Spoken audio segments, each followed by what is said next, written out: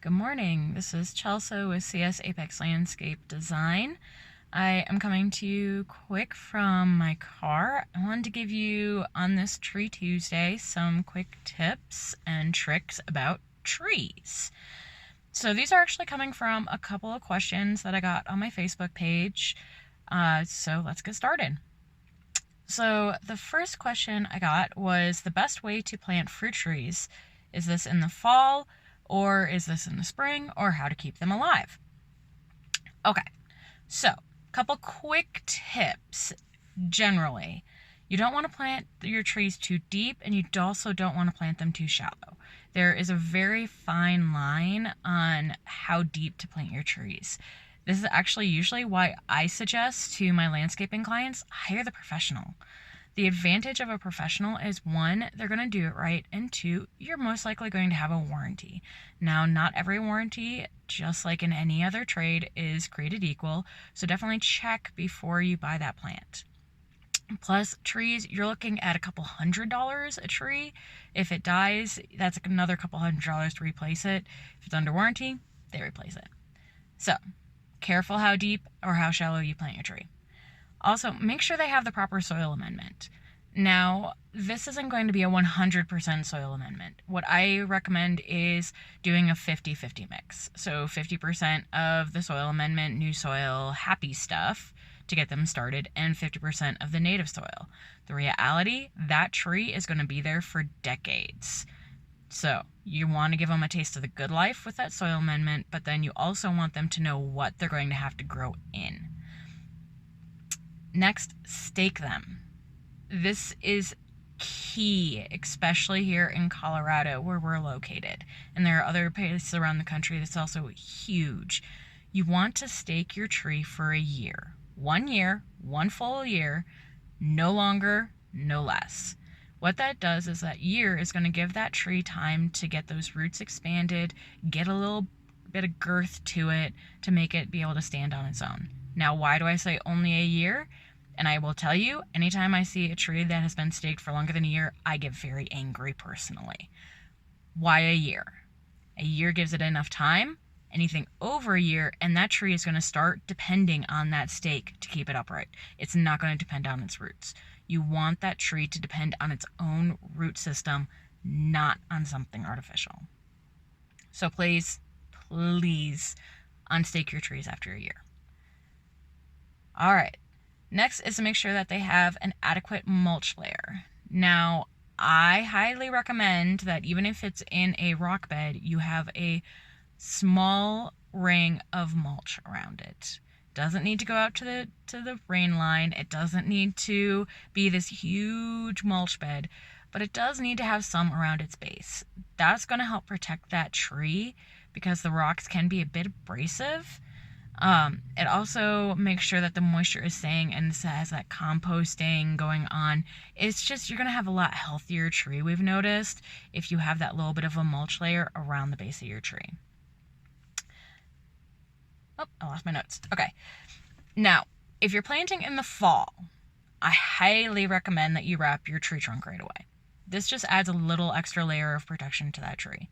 Now, if you're planting in the spring, the tree wrap isn't quite as important, but you need to make sure that you're adequately watering that tree right before we get into the heat of the season. And definitely, no matter what, your new trees are going to need supplemental water in the winter and in the summer for the first 2 years. Planting a tree is a commitment. So make sure that you understand that for 2 years, you're going to have to get that tree established. You're going to have to give it extra water. You're going to have to give it a little extra loving. After that 2 years, it really depends on the tree. Some trees will want that extra supplemental water in the summer. No matter what, definitely supplemental water in the winter. It doesn't matter. Our winters are so dry. You need to have supplemental water on your trees. All right, so that is the fall. Next question. Best way to protect your fruit trees from birds. This one always makes me laugh a little bit because it sounds really weird, but one of the best ways that I've seen is taking those old CDs. Yes, I know some of you still have CDs hanging around your house. take them, put them on a fishing wire, and hang them from your tree. That reflectiveness actually tends to scare away most of the predatory birds that are going to go after your fruits. Now, another way to do that, they've got all sorts of different shiny foils. They've got bird wraps, things like that. They're fine, but reality, if you have an extra CD sitting around your house that you haven't used in probably, 5 years, use it in your tree. Your reality, it's on your phone, it's on your computer. You don't need that CD anymore. Something I did want to bring up with this question is tree nets. I have heard and seen that they tend to be very popular. My caution on tree nets is realize that anytime you are putting on that tree net or taking it off to harvest, anytime you are messing with that tree net, you are messing with your tree. Now, once, twice, not that big of a deal. But if you're constantly taking off that tree wrap or the tree net, if you're constantly fiddling with it, there's a lot of damage that you can do to your tree. If the point is to get a good fruit harvest out of your tree, probably don't do a tree net.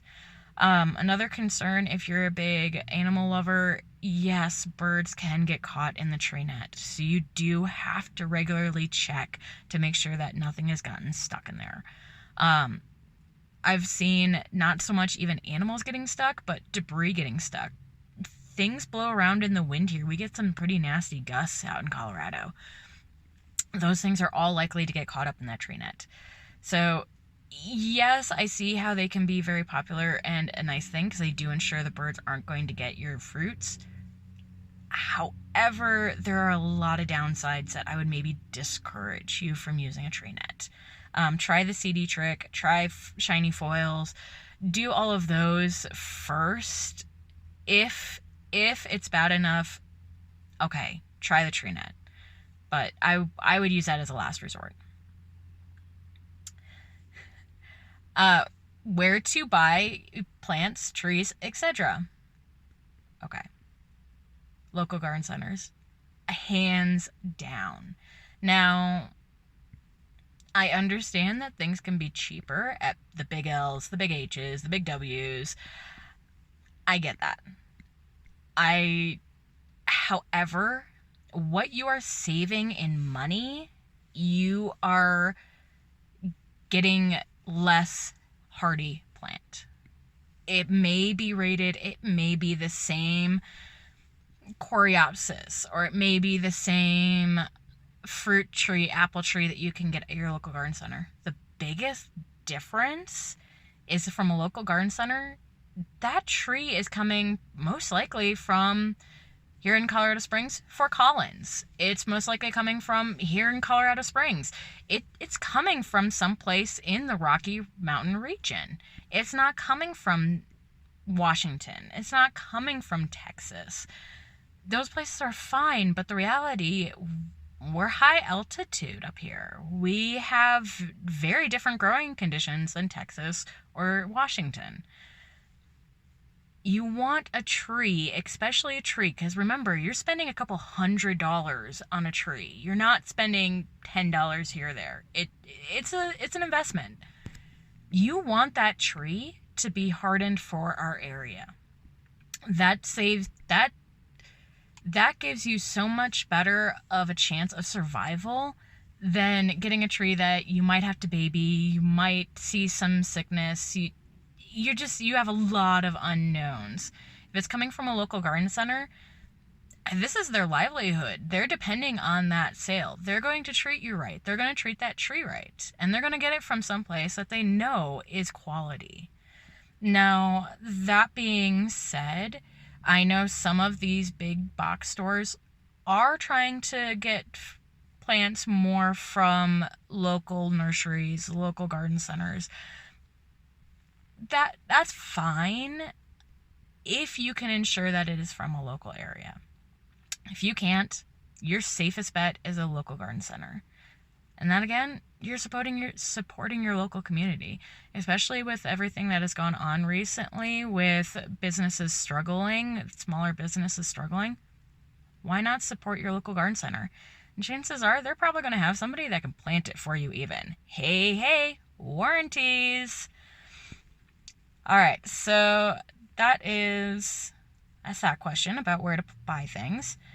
All right, and the last question related to trees is when to unwrap your trees. So if anyone sees my videos or sees my posts about what you should do in the fall, wrapping your tree trunks was one of them. This protects your tree through the winter. It protects it from, especially in some of the mountain regions and even some of the city areas where there are deer, it protects them from deer, protects them from squirrels, just overall protects your tree. Now, when do you unwrap them? Same time as you can turn on your sprinkler system, Mother's Day. Now, we just had Mother's Day this last weekend, so if you are in the doghouse because you forgot about Mother's Day, well, take her to a garden center, get her something pretty. There's my suggestion. So remember, Mother's Day, good time to plant, good time to unwrap your trees, and great time to start up your sprinkler system. And this is Chelsea with CS Apex Landscape Design. I hope you have a great day.